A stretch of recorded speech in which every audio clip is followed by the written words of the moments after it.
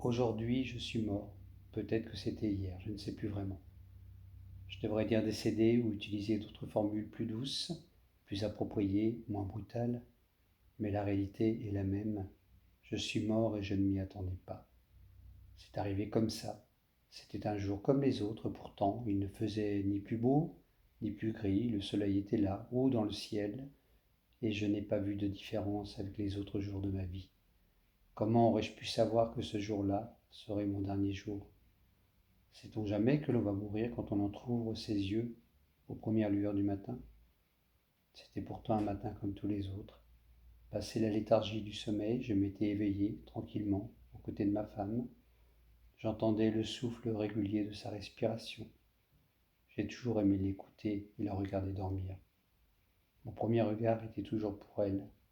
Il est des gestes qui semblent futiles parfois, des gestes oubliés qui pourtant font la différence entre un homme mort et un autre vivant. Assis sur mon lit, je sentais la chaleur du plancher au bout de mes pieds. J'aime cette sensation du lever. Se redresser, c'est comme affirmer que l'on est toujours vivant. Je ne m'en étais jamais rendu compte auparavant. J'étais là, debout, juste devant une fenêtre du chalet. La nuit avait dû être froide, une nouvelle fois. La neige était tombée en quantité, recouvrant les montagnes et les routes qui menaient jusqu'à lui. C'est drôle, je suis mort, mais je n'ai pas froid. Je ne sens plus mon corps et pourtant, quand je regarde, il est bien là, toujours accroché à mon âme.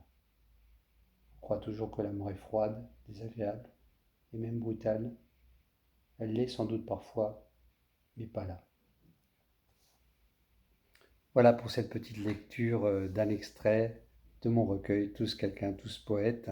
C'est un poème que je dédicace, que je dédie à Gaspard Ulliel, un acteur qui, de mon point de vue, est irremplaçable. Voilà, je vous remercie tous, bonne journée.